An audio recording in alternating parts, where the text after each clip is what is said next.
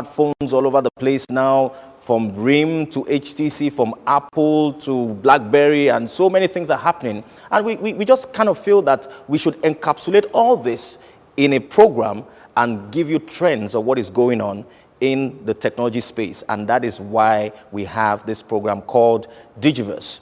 Over the next few minutes, I'm sure that we'll be able to entertain you and also give you enough information for you to be able to take good decisions in terms of purchases of devices, usage of devices, and if it's just information that you require, Digiverse would give you all the information that you need to make those choices. I'll be back shortly to give you some more information about smartphones.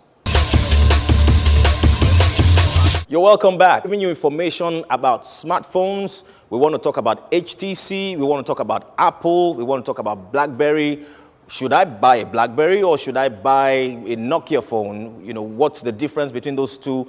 We will be back shortly to give you that information. Welcome back. I think it's very important that we talk about smartphones. There's no technology program that we can have that if we don't talk about smartphones will really make any sense to anyone. Smartphones. We've been talking a lot about smartphones. What are smartphones? In very simple parlance, a smartphone is actually a phone that uses an operating system. So we have different kinds of operating systems. For the Apple, we have the iOS, that's the Apple software, that's the Apple application, the OS. Then for RIM, which is BlackBerry, we have it's called the OS. It migrated from OS 1 to OS 2. Now we're on OS 7.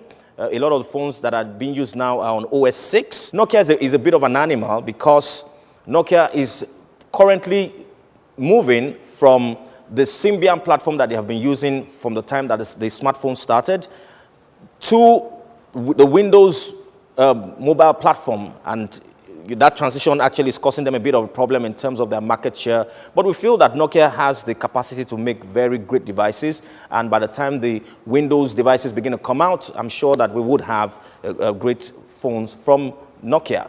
The interesting thing is that RIM also has the same problem. RIM is moving from a platform called the OS 7. They're moving to the QNX platform. The QNX platform is a platform that actually runs the Playbook, which I think is a fantastic device, but I think they got a bit wrong there, and we'll talk about it in some more detail.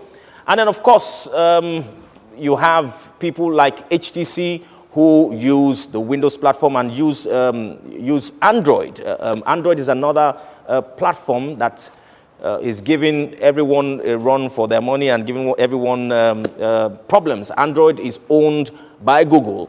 And right now we are in the latest version of Android called the Android Gingerbread. And that is coming out on the new HTC phones that we will see in the next couple of weeks, actually, because they wanted to launch it for the Q4. So tell me, I mean, you would ask, what is the difference between all these platforms? The truth is that each of these platforms have their advantages and their disadvantages, and we would, talk about it in more detail. Now, if you look at the chart that's coming up on your screen now, you will see the differences between the Apple OS, the BlackBerry OS, the Android OS, and then the Windows Mobile OS.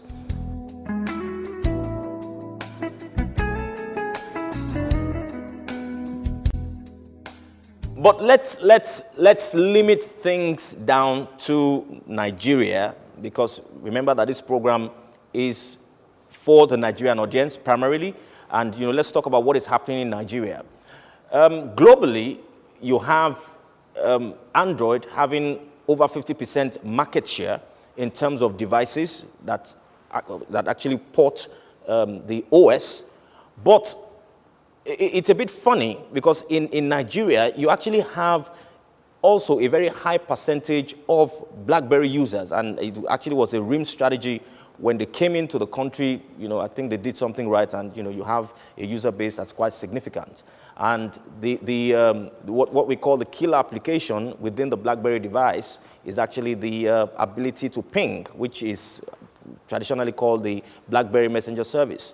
And that is actually very viral, and you find that a lot of students, a lot of people use that as a means of communication. But globally, you find that BlackBerry devices are losing market share, obviously because the user interface is you know, a bit archaic. You know, it's not as beautiful and as user-friendly as the Apple.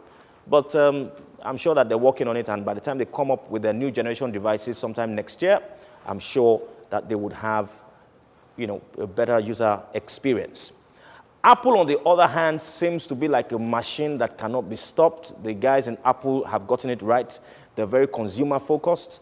So you find out that a lot of the interfaces that they use is very friendly, very user-friendly. You know, it hardly has any glitches. The devices are very cool to look at, very beautiful. And they also, a long time ago, developed an application ecosystem that feeds the device. Now, let me tell you something. The days where the device hardware and accelerators and the graphics and stuff like that rule the day and determine how successful a device is long gone. Everyone has the fastest processor, everyone has the graphics, and everyone has, so pretty much smartphones have become commoditized. But the differentiator are two things: the OS, which is the operating system, and the applications. And that is where Apple seems to have gotten it right. Now, if you go to the LoveWorld store, I think the LoveWorld store possibly has about 6,000 applications, which means that you only have about 6,000 applications to play with.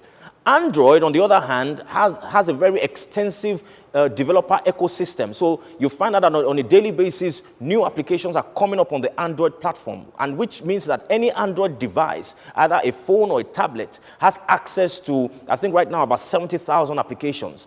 Of course, the father of them all is Apple. Apple had gotten this strategy, as far back as 2007, when they started developing their own application store. And there's so many people that have come to that application store because, of course, it is monetized. And, so many people have made so much money from developing applications for Apple.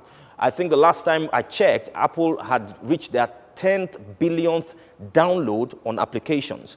And, of course, it's the application that actually gives the excitement for the device. So for the iPhone, for the iPad, you have a much larger application space to play with, and that's what has made the device widely successful.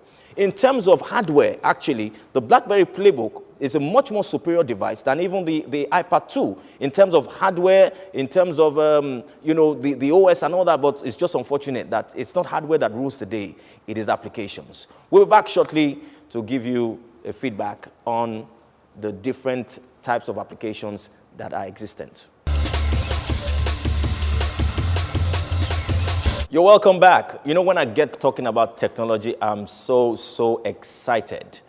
We were talking about applications before we went on break. There are different applications for anything under the sun. I think they've actually started making an application that can actually turn your iPhone into a plane.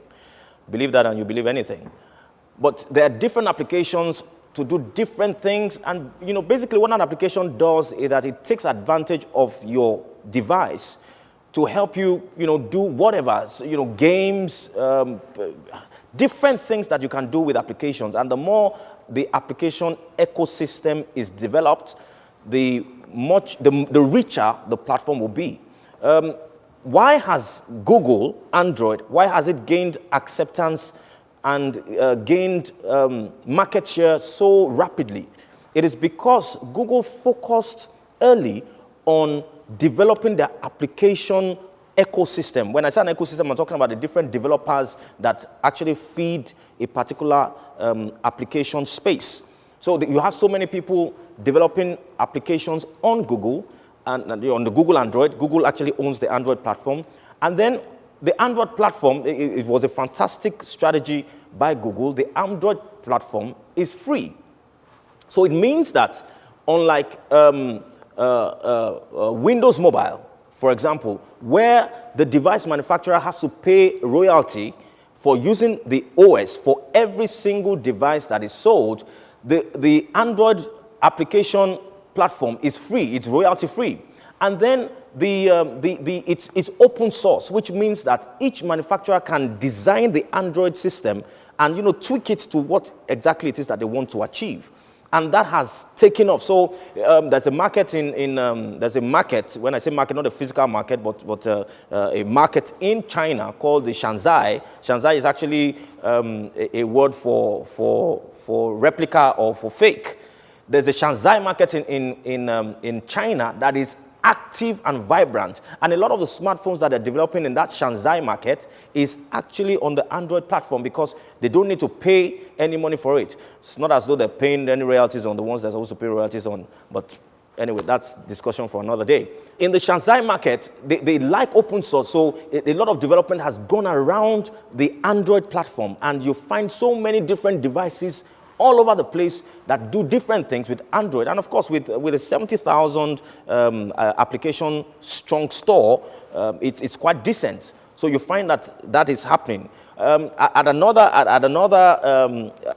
next program, we're actually going to discuss the different intrigues that are happening within the smartphone space. Because everybody's suing everybody now. Patents laws are being exposed. Apple is suing Samsung because Samsung apparently is using the form factor for their 10.1-inch device that Apple said belongs to them. Then you have Samsung suing Apple back, and then you have, different things that happen in that space. It's actually very exciting. It's just like a home video, a home movie. So we're going to talk about that extensively during the next segment of the program.